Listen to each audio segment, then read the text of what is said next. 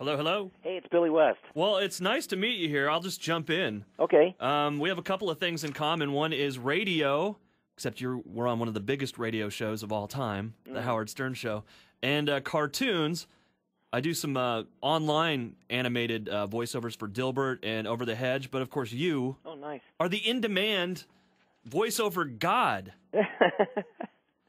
How did that happen? I don't know. Yeah, you tell me. The odds are about 1,000,000 to 1, but I was always into it. I mean, even as a kid, when I was growing up watching television, I would see a cartoon like the old Warner Brothers stuff and Hanna-Barbera, and I would hear all these voices, and then I'd see only a couple names. But in the Warner Brothers case, I'd see one name, Mel Blanc. Yeah. Hanna-Barbera, I'd see two names, Dawes Butler and Don Messick. And, and then occasionally I'd see the name June Foray, and that began popping up more, and a few others. And I realized that these were people that were able to do slews of characters, multiple voices.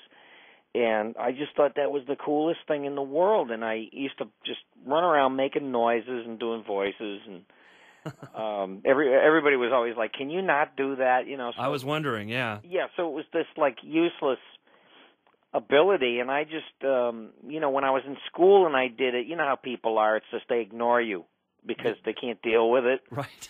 And I just thought because of that it was something that everybody could do. They were just too cool to do it. And, I played in bands for years and played guitar and sang and nice. Lived that whole life for years. And then...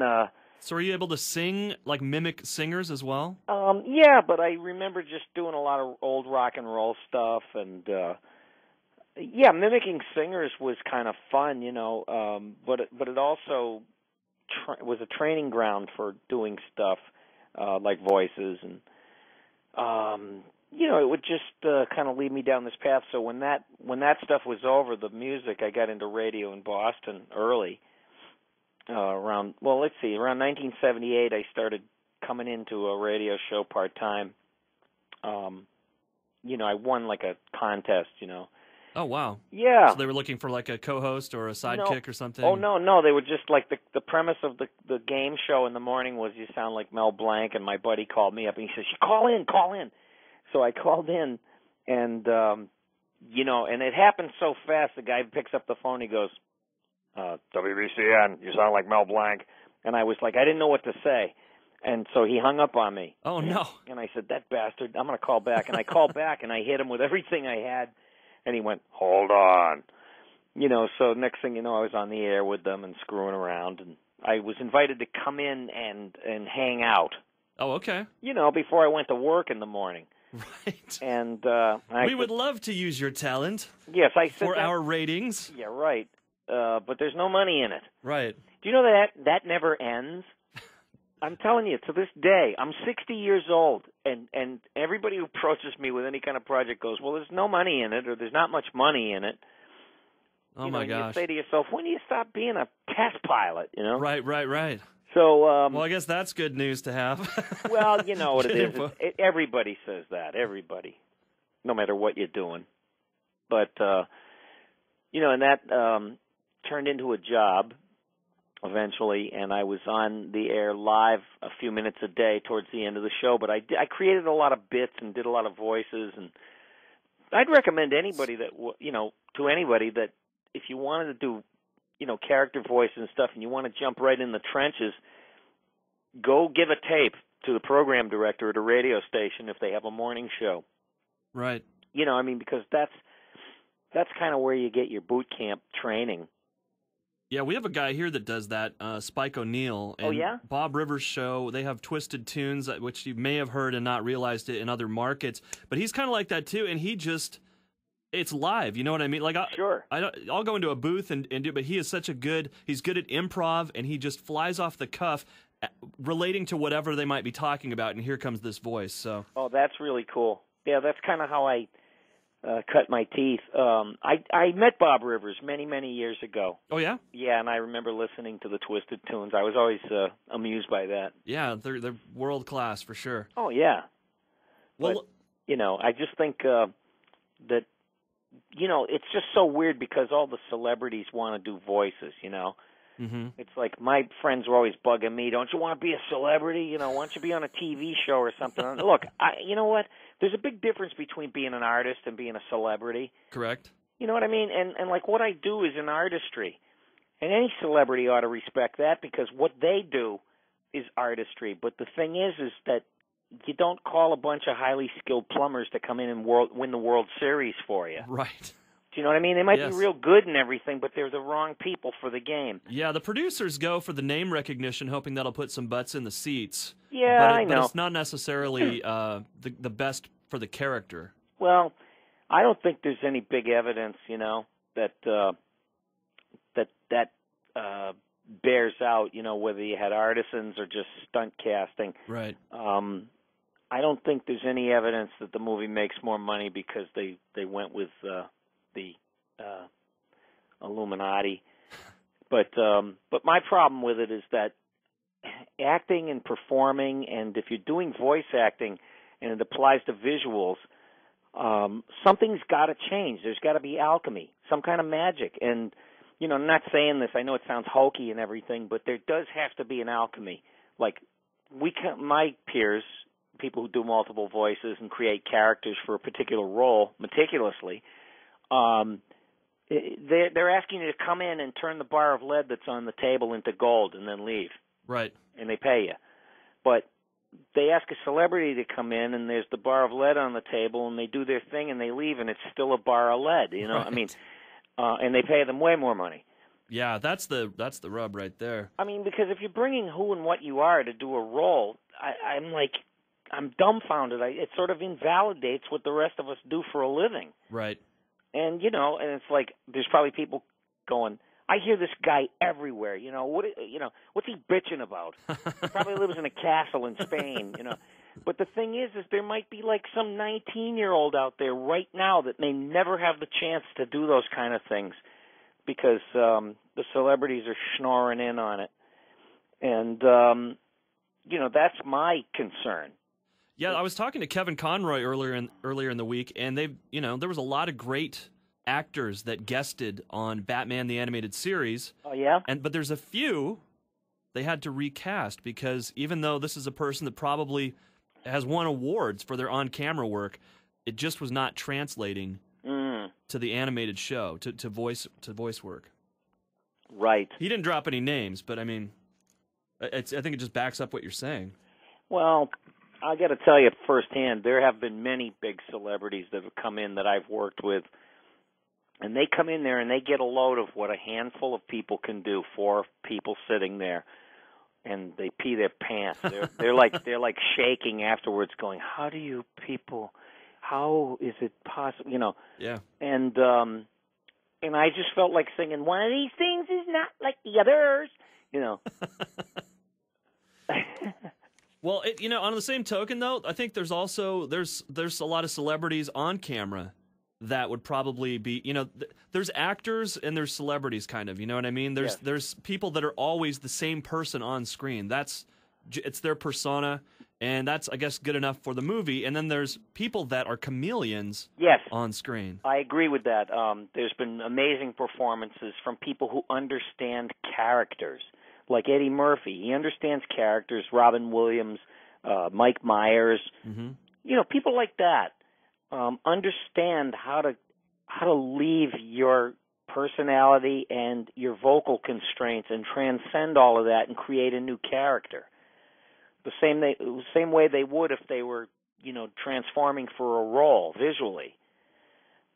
And those are the people that their performance are always far and away, to me, more important and more interesting and more compelling than listening to somebody who I remember them from something else, and it's just listening to the soundtrack of that movie.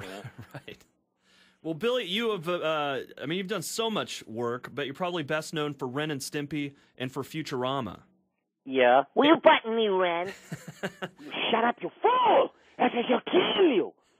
And you didn't start out as both characters, correct? No, I started out as Stimpy, and the guy that created the show, John Cristofalusi, was fired from the show, and so originally I was supposed to do both voices.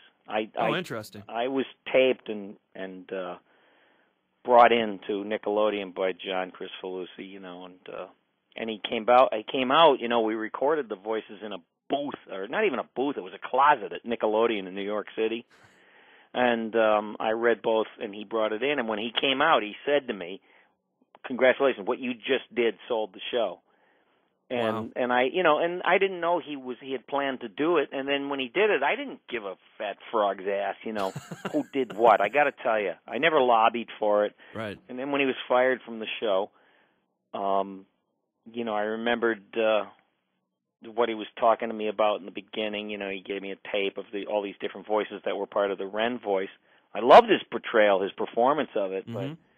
but for years I had to fight off these harpies, that were like mad because he got fired from the show, and I should have. It was a big deal when it happened. I should have gone with him and everything, and it's like, Christ, he wasn't my partner. Right. Well, you have to make a living. And I certainly wasn't making as much money off the show as he was. Right. And so did that. He wanted to use me. He was mad that I didn't quit when he, to use me to fight his battles, and then that's just too bad. Right. Yeah. I'm sorry to be hear. a man. You're such a man. Stand up and be a man.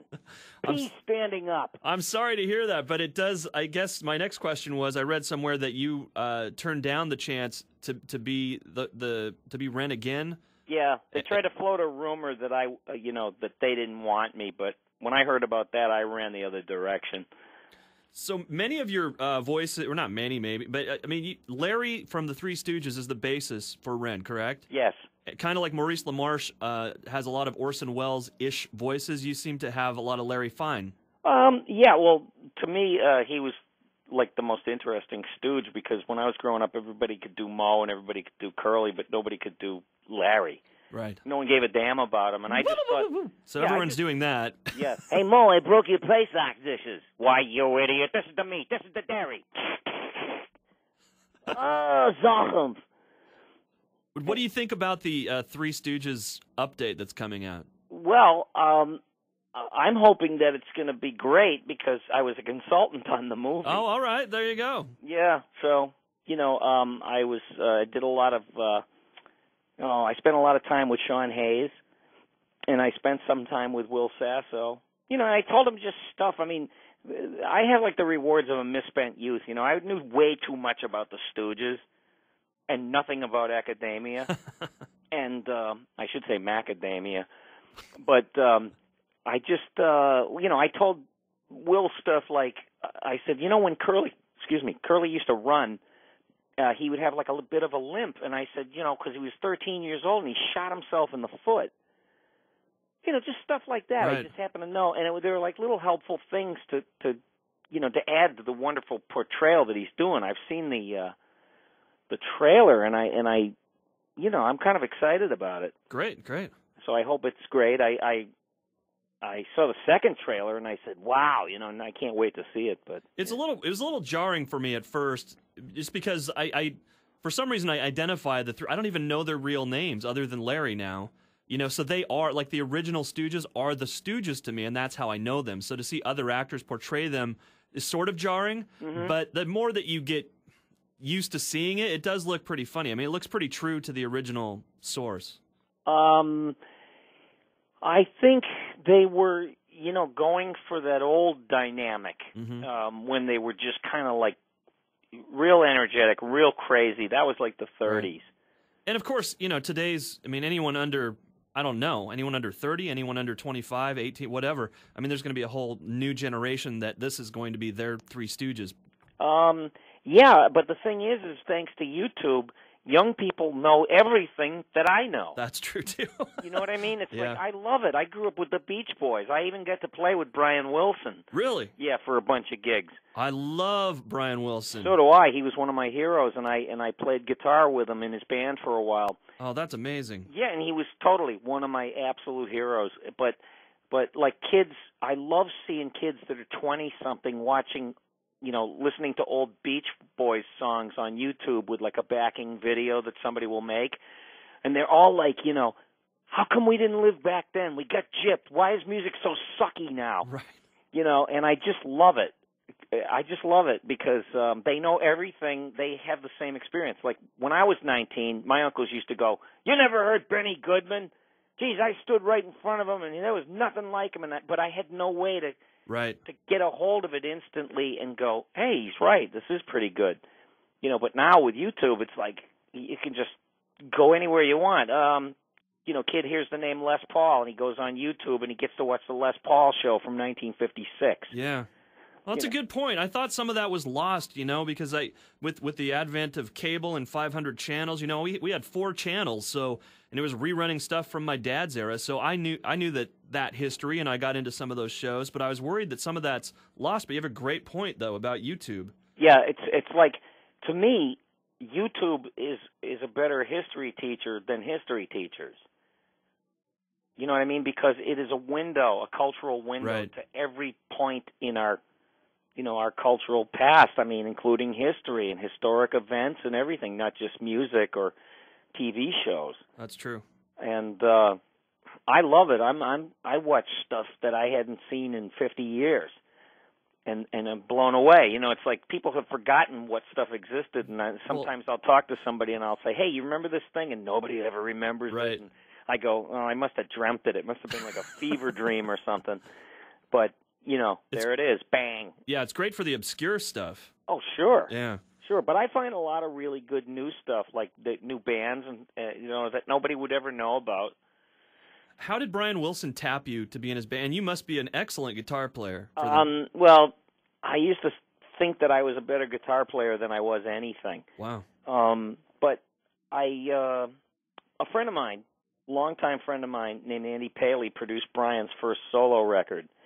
And since I was friends with him for about 40 years, he called me up and said, you know, Brian's playing in L.A. and we got to get another guitar player. And I said, oh, my God. So we went and played a few songs with him in a showcase. There were other bands doing his tunes. And I'm on stage with Elliot Easton from the Cars, who was a buddy of mine from Boston. Love the Cars. Yeah, and here we were looking at each other like, whose frickin' dream is this? Right. You know, who pinches who? You know, we played 409, the old Hot Rod song, and when it came to the part of the 409 engine revving, I started doing it on stage through the microphone, and Brian was like, he had this big smile on his face, and he was looking at me like, oh, my God, you know. Billy, you're giving me goosebumps. I mean, I would have loved to have been in the audience for that. That is fantastic. Well, if you can find, there's an old clip of the David Letterman show where Brian is playing and I'm playing guitar in the band. Okay. Yeah, I weigh a lot more in that video, and I'm ashamed of it, you know, because I'm kind of skinnier now. But there it was, history. That's fantastic. So speaking of history, among the voices on Futurama that you do is the, and you've done this voice or performed this character more than anyone else, it's Richard Nixon. Arrgh! You know why I do that noise?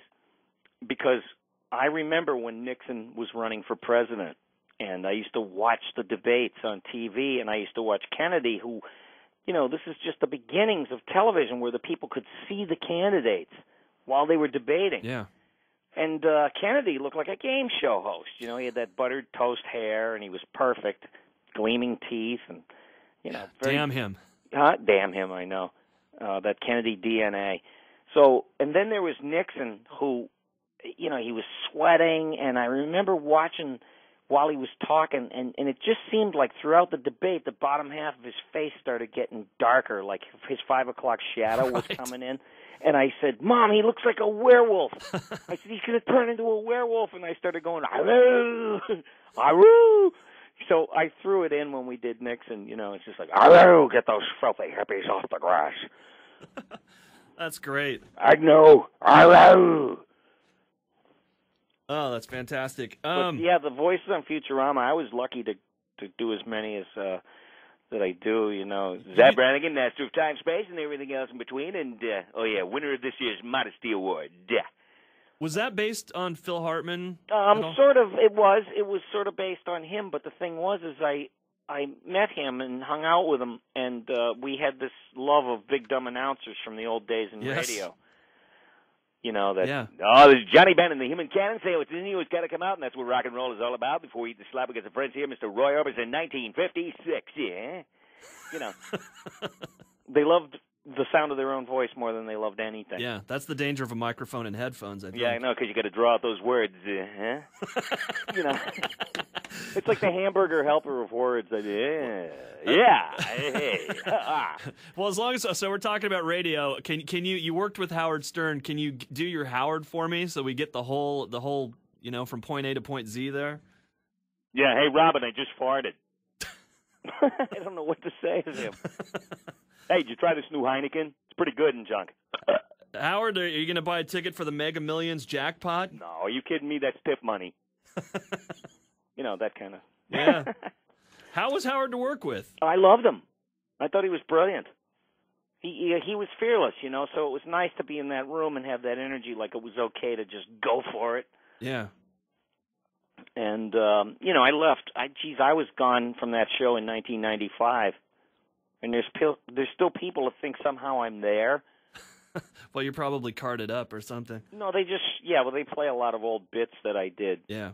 And I listen. Sometimes I've heard them like on YouTube and stuff, and I'm like wincing. You know, oh my God, I can't believe I said that. That's great, though. That's the freedom of a show like that. You also do a lot of impressions in addition to original characters. Yeah, I love doing original characters, but I enjoyed doing impressions when I started out because that's kind of how you get your footing in doing multiple voices. Well, I'm wondering what because you mimic a little bit and then you adjust, right? Yeah, a little bit, but even if you do a bad impression of somebody, it's a voice that no one's heard before. Right. And sometimes you can use that. But you'd have to adjust it a tiny bit, right? So it's not obvious that you're doing a bad impression of somebody, that it's actually a unique... Sometimes people don't know, and they hear more of you than they do who you're trying to do, and that is a new sound for most people because they don't know who you are. Yeah. How important are dialects and... They're fun to do. I know people that do them absolutely perfectly, and there's no way I could do as perfect as some of these people that specialize in that. But my whole thing is, if it's funny, good. Even if you make up your own dialect while you're doing some French dialect or Italian. Yeah. Yeah, I remember doing Ren and Stimpy, and there was this cousin Sven who came over, and he's supposed to be from, like, Sweden, but, I was saying, when they say, like, jump into the water, they'll go, jump into the water, and I would say, 6, 7, your team, instead of 13. Yeah, yeah. Just screwing around, and that's the stuff that people catch. That's what that's what lasts. It's like, I call it the untied shoe theory. It's like if you go into a shoe store and every shoe you're going, yeah, and the only one you'll notice is the one that's all screwed up with the tongue hanging out and the lacing's loose, and you want to be the untied shoe. I love that. I'm gonna take that with me. I absolutely love that. George Takei is going to be at the Emerald City Comicon. Oh my! Exactly. Warp Factor 2, Captain. Have you ever done a voice like that for the person that you're imitating? I've subbed for him when he's been a voice on Futurama. Wow.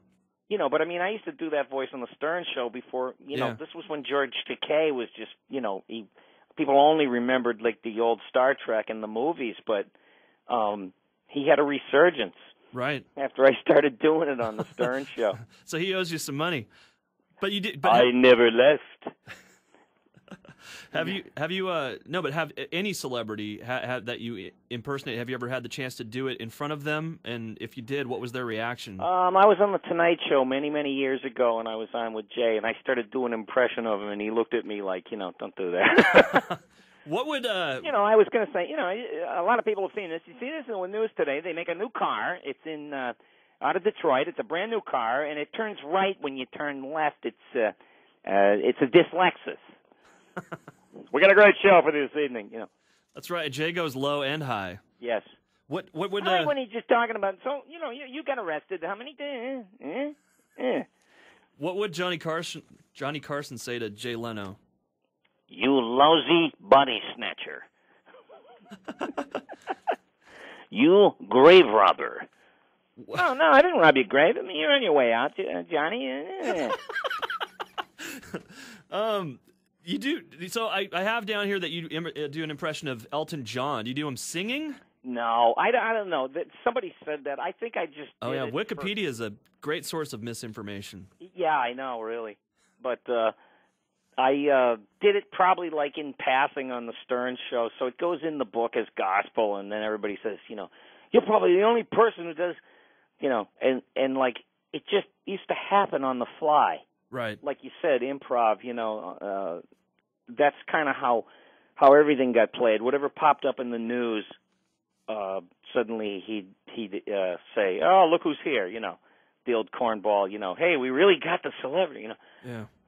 So you're at Emerald City Comicon this weekend. You're performing, you're answering questions, you're signing autographs. What's the most, you've done this before, probably in San Diego or New York? Yeah, San Diego and a lot of places. There's Comic-Cons and conventions of sci-fi and fantasy and comic books, popping up everywhere. And I've never been to Seattle before, and I actually see a piece of sunlight out there through the window. It's good news. Yeah, I mean, it's good news if it's just freezing and no rain. Yeah, you should have been here last weekend. It was gorgeous. I don't know what this weekend has. Was it really? Yeah, it really was. Oh, I would have loved it. I see a lot of beautiful girls. I hope they're all at the show. They will be at the show, and they'll be in costume. What's the? Oh, that's beautiful. Yeah. The costumes. Oh man, oh man.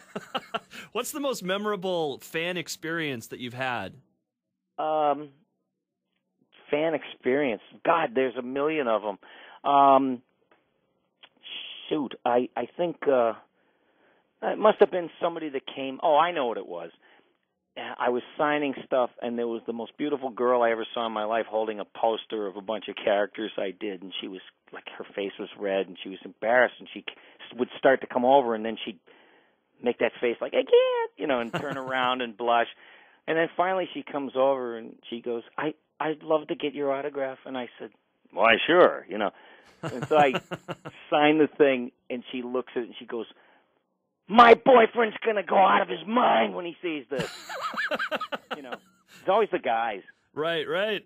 Well, Billy, thanks so much for taking some time this afternoon. I'm glad I got to talk to you. Yeah, I am too. You're so damn entertaining, and look forward to seeing you at the show. Yeah, me too. I hope everybody comes out and says hi. There's a lot of us there, a lot of voice people that have tons of experience, and we'll be doing panels. And, if you always wanted to ask somebody something, this is the time to do it.